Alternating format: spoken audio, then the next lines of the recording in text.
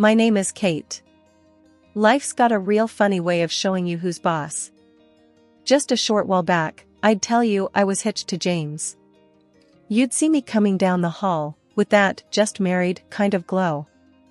I had faith that quitting my gig at Laurentech for our marriage was the smart play. Love trumps a paycheck, right? Laurentech was this quirky joint. God knows, they had more rules than a prison. One of them serious deal-breakers was about family. James put a ring on it and, boom, we're suddenly in the hot seat. Bossman Joe pulls us in, hands us the ultimatum like we're on some second-rate game show. One of you's gotta roll out, he said, face as serious as a heart attack. We had a back and forth that night that would have made for prime reality TV drama. I guess love made me a little stupid. I blinked first and tendered my papers the next day. Threw in the towel on my up-and-coming tech career to play house. If I knew then what I know now, well, ain't that just life's tagline? Flash to today, and here I am sweeping up cereal because Mr. Promotion on the horizon can't find it in his heart to aim for the bowl. Jim, your mother teach you that? I called out to the other room, my voice getting lost somewhere in the drywall. What's that? He shot back, voice all tight, like my question was a personal attack. Never mind, I muttered, letting it drop. Not worth the hassle. Used to be we could rib each other. Now every word's like stepping on a landmine. Lovely, huh? 2 hours later, he's on the couch, all zoned out in front of the TV, and I'm assessing the remains of what used to be us. We gonna talk or you planning on marrying the couch? I said. James didn't even bother looking my way. About what? I counted to 10 in my head. I dunno, how about us? Where this train wreck's heading? He shrugged. Thought we were good. We stewed in that silence for a while, the TV chattering away to itself. Then it hit me, the realization I'd been living in a glass house someone else threw a rock at. Everything we built, up in smoke, and neither of us knew how to stop the burn. It's funny, ain't it? How fast a life can turn on its head. One day you're planning forever, next day you can't even chat about the weather without it turning into World War III. I stood there a while longer, looking at the man on the couch. He was as familiar as a stranger on a bus. The transition from indifference to cruelty was subtle, but I felt it. It was in the cooling air of the disbanded summer and the sting of a slight wind. Things started changing, like the weather. In the kitchen, I stood there thinking about how things used to be smooth and easy. But now? It felt like walking on ice, unsure if you'll stand or fall. I knew the kind of steak James liked, rare and yet not too bloody, salted and peppered with precision. I had it down to an art, but that day, the oven betrayed me, or maybe it was the other way around. James walked in from the living room, the sound of his heavy footsteps warning me of the mood he was in before he even entered. A second later, there he was, filling the doorway, his eyes taking in the spread as if he was about to pounce on it and tear it apart with his hands rather than sit down to eat like a civilized person. What's this? He pointed at the plate. Your job too tough for you now? His voice was like gravel, rough and scraping. I knew to tread carefully. It's just a bit cooler than usual, James. The steak, I mean. It's not. Not what? He cut me off, glaring. I bit my lip, not saying what was on my mind, because voicing it out loud would only make it worse. Look, Kate, he said, his voice lowering, like that of a predator hiding in the shadows. When I say I want my steak hot, I mean I want to feel the animal's soul leaving the body when I cut into it. This, he tapped the steak with the back of the fork, and it sounded like a judge's gavel. This is dead twice over. He didn't yell, but his voice had a sharpness to it that made my skin crawl. It was almost clinical, detached yet loaded with a venom that was reserved just for me. No loud scene, no drama for the outside world, just the cold, hard words that cut through me. I stayed silent, knowing anything I said would just fan the flames. He pushed the plate away, and his downcast eyes met mine, full of something icy, Son of a… You know what, forget it. He turned his back on me and the food. I'm not eating this crap. He grabbed his keys from the bowl by the door, his movements jerky. Fix your mistakes, Kate. Or next time it'll be more than just dinner in the trash. The door slammed, a period mark to the tail end of the happiness we used to have. I was left there, staring at the closed door, the click of the latch loud in the quiet of the apartment. As his footsteps faded, I let out the breath I was holding. The steak. It just laid there, looking as forlorn as I felt. The trash can was the next thing I'd have to face, a cold reminder of my mistake. Throwing it away felt like I was tossing a part of myself with it, my effort, my care, my desire to make things work. But none of it seemed to matter. Perfect, they called us. His parents, our friends, they all admired the facade we put up. But behind closed doors, the story was different. Demands grew as my self-esteem plunged. James' favorite pastime became scrutinizing every corner of the house, every dish I prepared.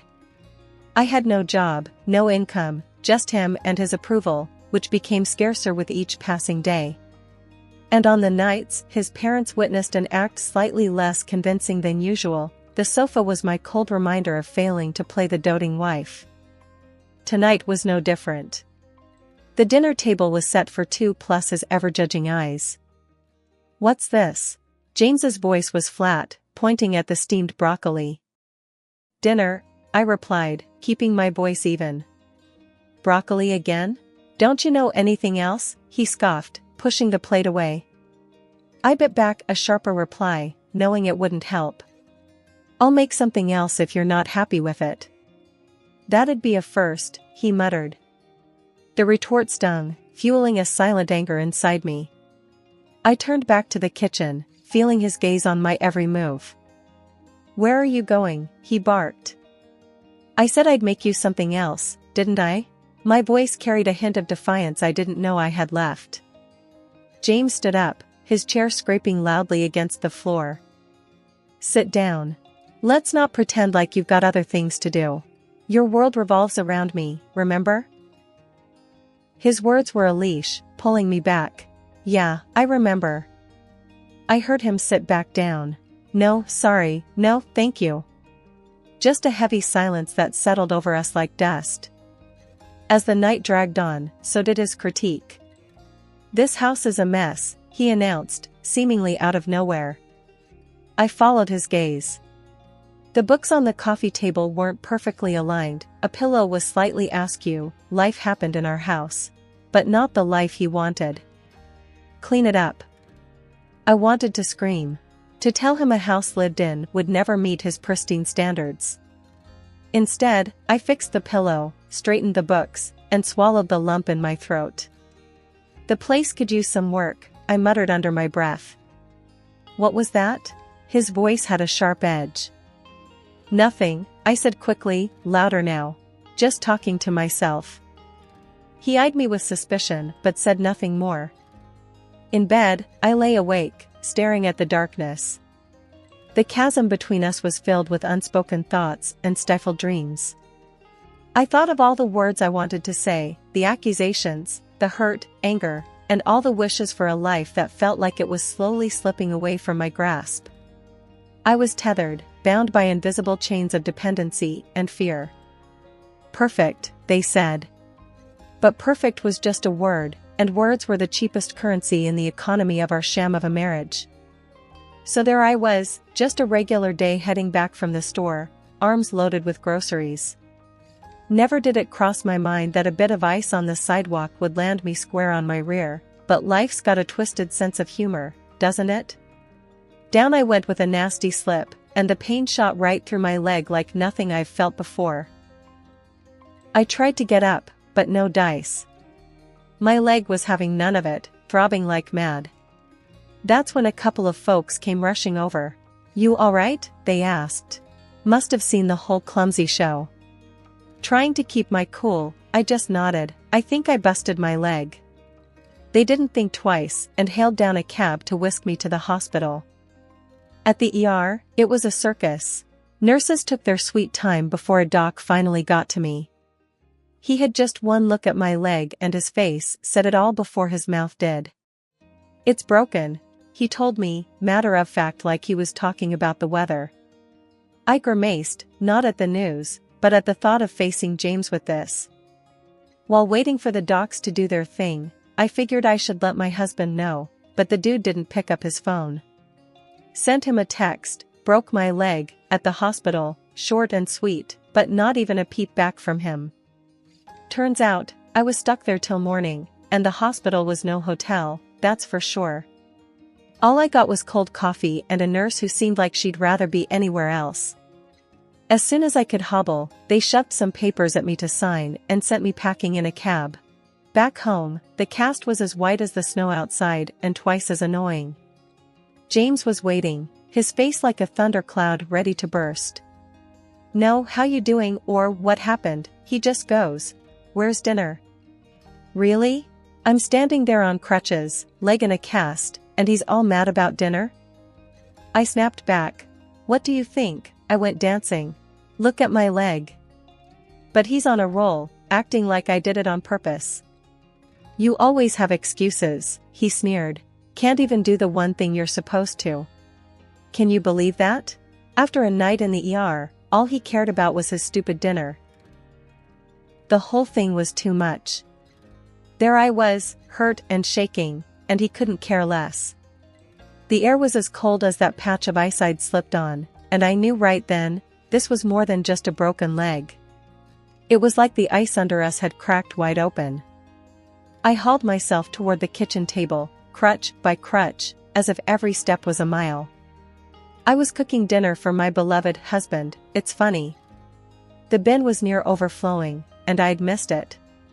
It was a tiny slip-up, but with James, nothing was ever tiny. "What's this now?" James barked, catching the sight of the unemptied bin.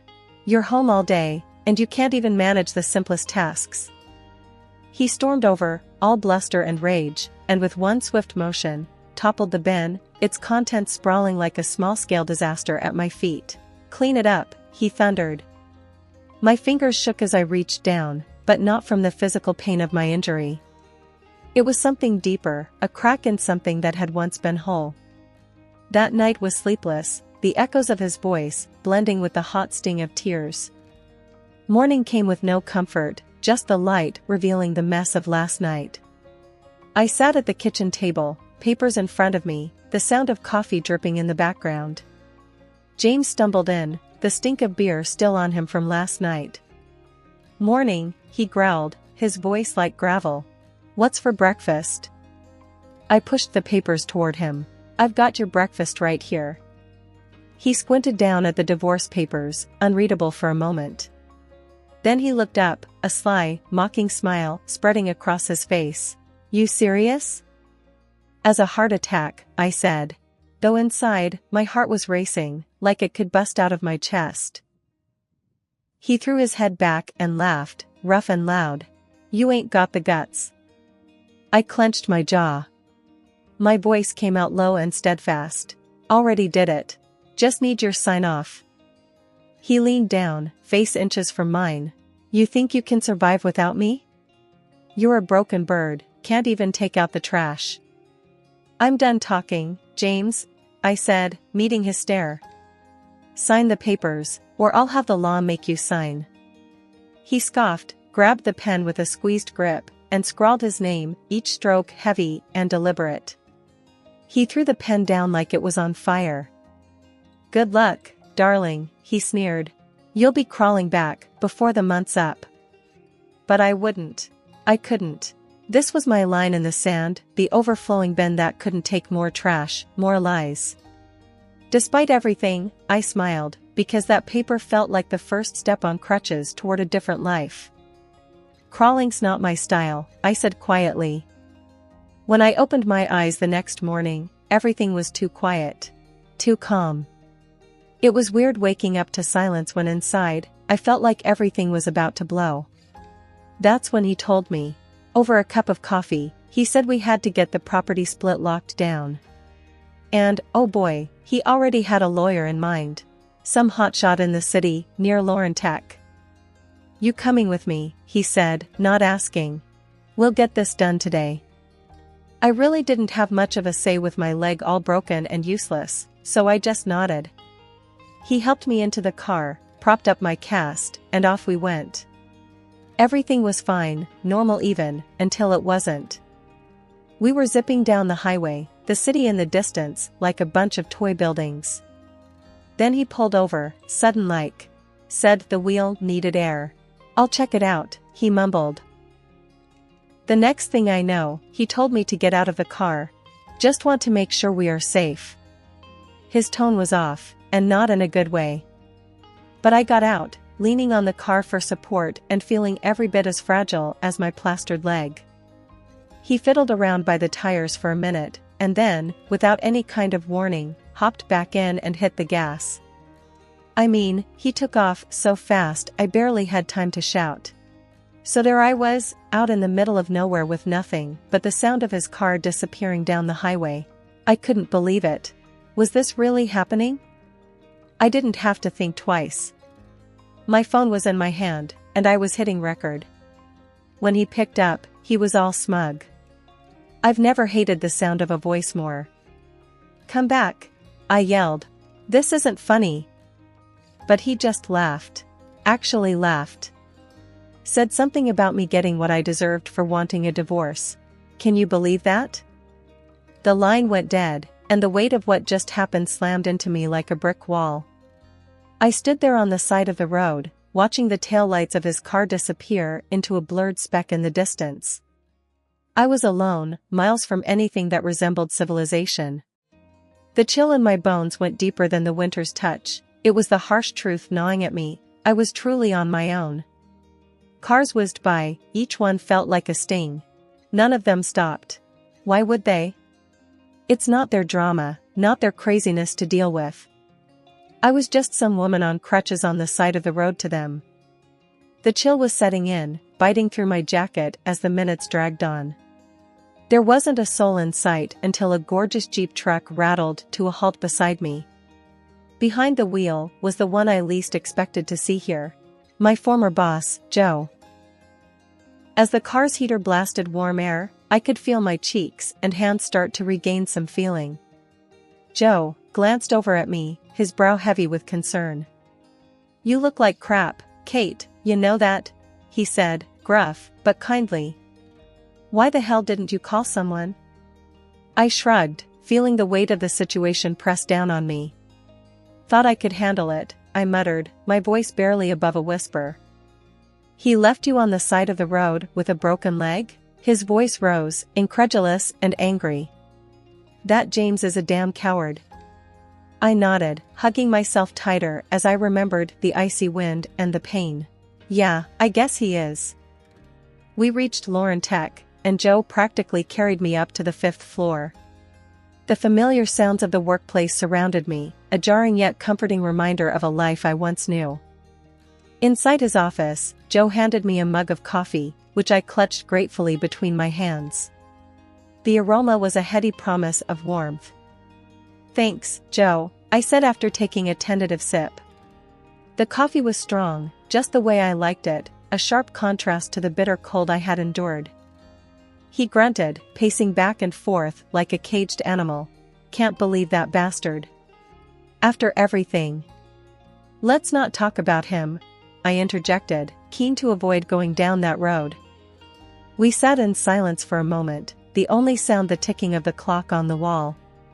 It was a comfortable silence, born from years of working together and understanding the ebb and flow of each other's moods. Joe finally stopped pacing and turned to face me. What are you going to do now, Kate?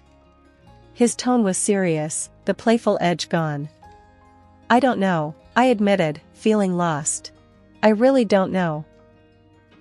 His gaze softened, and he took the seat across from me. Look, I'm not gonna beat around the bush. We could use you back here. The team hasn't been the same since you left. A spark of something, hope, maybe, or just surprise, fluttered in my chest. You serious? As a heart attack, he said dryly. You were one of the best. Hell, you are the best. I should have fought harder to keep you. I smiled weakly, both warmed and overwhelmed by his offer. Wouldn't be easy with my leg like this. We'll manage. I'll wait until you're back on your feet, literally. He leaned forward, a determined glint in his eyes. I'm not taking no for an answer. The toughness of his words, the undeniable command in his voice, it felt reassuring. Against the backdrop of uncertainty and pain, his offer was a beacon. I'll think about it, I said, knowing full well I'd already made up my mind. I'll think about it, I repeated, allowing a smile to play on my lips. Joe grunted in response, a sound that conveyed understanding and a touch of impatience. Having a purpose, a place to be, and the support of someone who believed in me was more than I could have hoped for given the day's events. It was an unexpected turn, but maybe, just maybe, it was the kind I needed. The air was thick with tension when James headed for the boss's door. The clump of his boots was more hesitant today, like he sensed the storm brewing. He pushed the door, and it creaked open, announcing his arrival to what was once his throne room. There I was, leaning against the desk, arms folded, waiting. James, come in, shut the door behind you, the boss said, his voice an even, ironed-out calm. James saw me and turned pale, but quickly pulled himself together. What's this about? He grumbled like a cornered animal, ready to bite.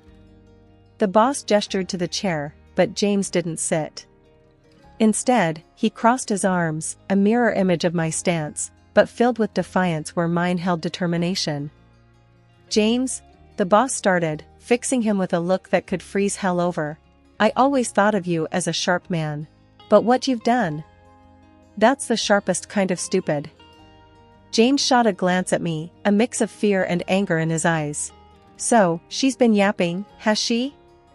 What lies has she been selling? No lies needed, mate, I said, my voice steady as a heartbeat. Just played him the greatest hits of your ugly symphony. You've been recorded, clear as day. The boss reached into his desk, pulled out a recording device, and slid it across the table. Care to listen for nostalgia? James's face turned the color of concrete. You can't do this. You can't fire me over. Over what, James? Over you terrorizing your wife, my employee? Oh, I can. And I am. The boss cut in, his voice cold steel.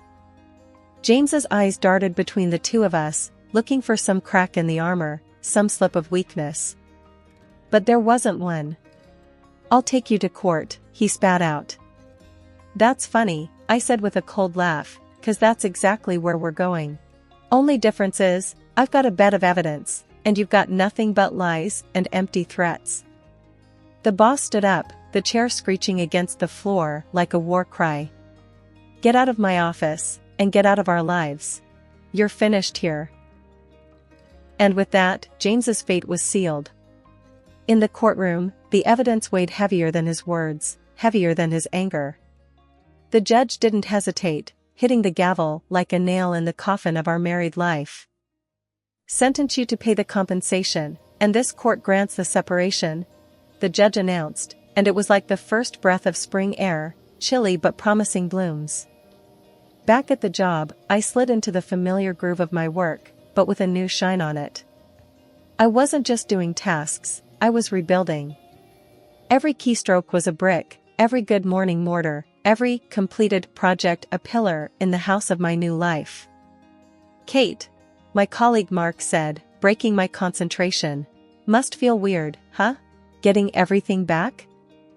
I swiveled in my chair, facing him. Weird doesn't start to cover it, Mark. Feels like I've come back from the dead. Mark chuckled, his laughter rumbling like an old pickup truck. Zombie Kate, back for revenge. I cracked a smile. Something like that. Only this time, I'm not taking any crap from anyone. No more Mrs. Nice Gal. That's the spirit. You know, we all got your back here, no matter what. I nodded. The warmth in the office was more than the heating. It was the camaraderie, a shared fortress against any storm that might come.